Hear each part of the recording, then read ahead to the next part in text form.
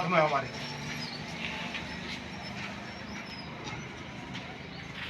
दिखण मेंबर नहीं दिखण शुरू कर भाई बोल अनिल।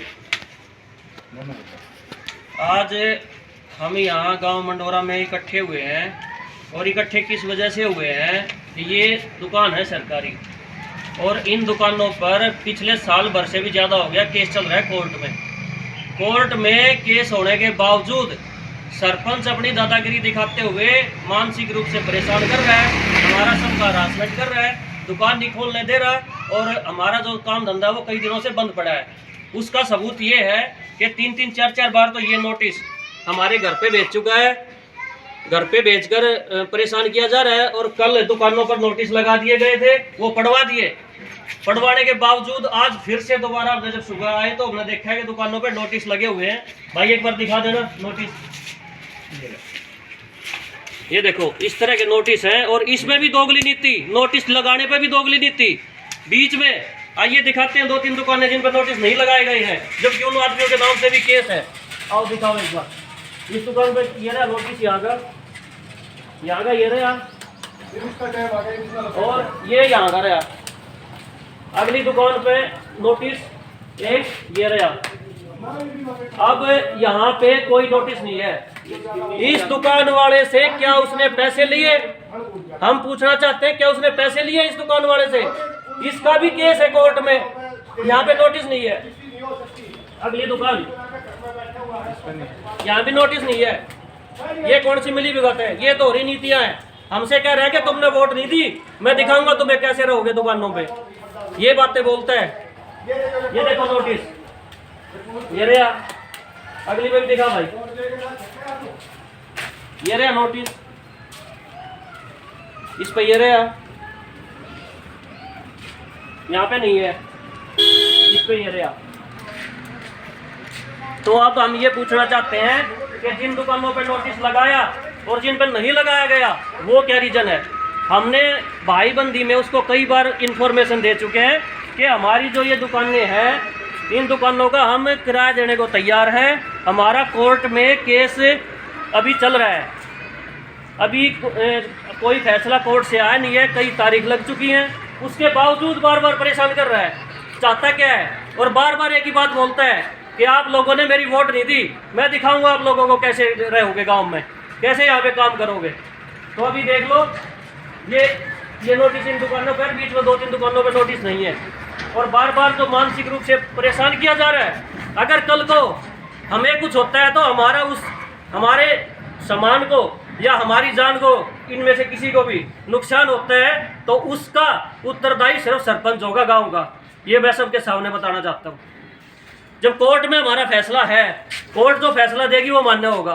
कोर्ट में हमने लिख के ये दे रखा है कि भाई कोर्ट का जो फैसला मानना होगा, हम किराया देने के लिए तैयार हैं। साल में हमारा किराया बढ़ा भी लो बेशक, हमें कोई दिक्कत नहीं है। उसके बावजूद किस वजह से परेशान किया जा रहा है? और कल, आज की छुट्टी है, कल हम माननीय कोर्ट के समक्ष पेश होंगे और आगे जो भी कार्रवाई होगी उसकी मांग करेंगे। और बाकी अब इनसे आप बात करें। जैसा कि भाई विजेंद्र ने बताया, ये बिल्कुल सत्य है और ये कौशल विकास की दुकानें हैं और गांव के ही गरीब व्यक्ति यहाँ दुकान किए हुए हैं ताकि उनका गुजर बसर हो सके।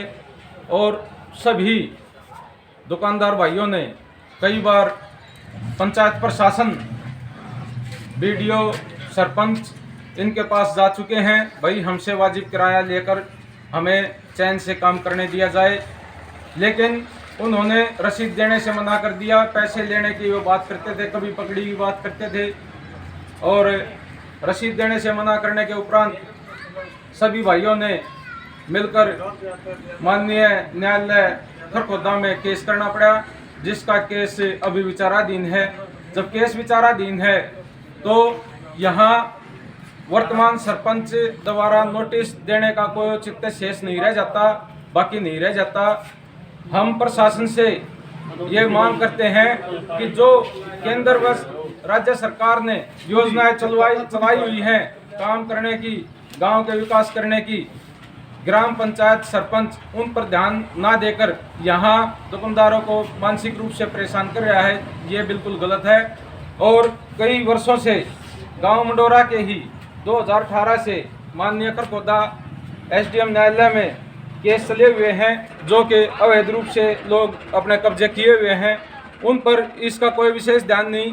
गांव की कृषि की ज़मीन में जो गोंडे हैं वो गिरवा दिए, रास्ते गिरवा दिए, गांव की जितने भी तालाब हैं उनको गिरवा दिया, गांव की फिरनी को गिरवा दिया, गांव की गलियों को गिरवा दिया। और अब भी वर्तमान में भी गांव में अवैध कब्जे जारी हैं, उन पर ग्राम पंचायत का कोई विशेष ध्यान नहीं। जबकि सरकार ने निर्देश दिए हुए हैं कि कोई भी ग्राम पंचायत की या सरकारी विभाग की ज़मीन पर अवैध कब्जा करता है तो उसको तुरंत संज्ञान में लेकर प्रशासन को अवगत कराएं। लेकिन ये मिली भगत से, भ्रष्टाचार से उनको साठगांठ करके अवैध कब्जे करवाते हैं और प्रशासन को अवगत नहीं करवाते। अभी ये एप्लीकेशन देखो एक बार, ये एप्लीकेशन है जब ये सरपंच बन गया, अनिल कुमार दहिया सरपंच बनने के बाद नाजायज कब्जा करवाया गया। जब इसकी शिकायत चौकीदार ने ऊपर करी तो चौकीदार पर भी दबाव बनाया गया दबंग व्यक्तियों के द्वारा, और वहाँ जो सरकारी ज़मीन थी उस पर कब्जा कर लिया गया है। ये पूरा गांव गवाह है इस बात का। ये एप्लीकेशन है और इस पर आप ये देख लो, अनिल चौकीदार के मोहर भी और साइन भी है, कागज हमारे पास सारे हैं। और ये कुछ रजिस्ट्रियाँ भी हैं। ये जो गांव में खुद सरपंच का घर जो कोर्ट का फैसला था उसके विरुद्ध जाकर उसने अपने घर का निर्माण किया हुआ है। कोर्ट में पूरे दस्तावेज पेश नहीं किए जब उसने इलेक्शन लड़ा। तो हम ये भी मांग करते हैं कि उसके दस्तावेजों की, उसके अवैध कब्जों की पूरी जांच करी जाए। और ये देखो नोटिस, ये नोटिस कल लगवा दिए थे, फिर खुद ही उतरवा दिए, खुद उतरवा दिए और आज फिर दोबारा से लगवा दिए गए हैं। तो हम जाएं तो कहाँ जाएं? हम प्रशासन से सबसे ये मांग करते हैं कि हमारे साथ जो भी जुल्म अत्याचार यहाँ पे हो रहा है उसकी निष्पक्ष जांच की जाए। धन्यवाद। सबसे बड़ी बात तो यह है, सरपंच का पद जो है बहुत ही महत्वपूर्ण पद होता है उसकी गरिमा को रखते हुए, लेकिन प्रधान जी उसको गरिमा को तार करते हुए हमारे गांव में 1998 से स्टे है पूरे गांव पे कि कोई रजिस्ट्री नहीं होगी, कोई कुछ नहीं होगा, स्टे बंटवारा एजिटीज है। जबकि खुद सरपंच ने रजिस्ट्री करवा के ज़मीन खरीद गए, उस पर मकान बना के और इलेक्शन लड़ा, तथ्य छुपा के इलेक्शन लड़ा हुआ है, जो कि एक सोचने की बात है। और इस पे हम कार्रवाई चाहते हैं और कल हम लिख कर भी देंगे, ये इसकी जांच होनी चाहिए। और ये खुद जो है गांव की ज़मीन में पहले भी जो रजिस्ट्री हो चुकी है पंचायती ज़मीन घेर का, एक नंबरदार है इंद्रजीत सिंह और चौकीदार भी इसमें मिल चुका है। जब चौकीदार ने खुद अपने हाथों से लिख कर दिया है कि भाई गांव में अवैध कब्जा हो रहा है, तो मैं ये प्रशासन से या न्यायपालिका से ये पूछना चाहता हूँ, जब खुद सरपंच की के जाके उसने लिखा, चौकीदार ने स्टैंप लगाई अपनी और अपने हैंड राइटिंग में लिख के सीएम विंडो में भी दिया, डीसी का भी दिया, तो वो विड्रॉल कैसे हुआ? ये एक सोचने का विषय है कि या तो उसमें पैसे से उसको दबाया गया या उस पर किसी प्रकार का दबाव डाला गया। चौकीदार को भी जांच के दायरे में लाया जाए। और खुद इंद्रजीत नंबरदार सेवादैनिक पद पर होते हुए अपने घरेलू आदमियों के साथ रजिस्ट्री करवाकर गांव की जमीन पहले भी हड़प चुका है और दोबारा भी इसी कार्रवाई में लगा हुआ है, जो कि अभी मौके पर है। उसी के अगेंस्ट में चौकीदार ने लिख के दिया था। सरपंच महोदय ने इस पर कोई भी कार्रवाई करते हुए आज तक न तो कोई नोटिस दिया, न ही उसके खिलाफ कोई कार्रवाई की।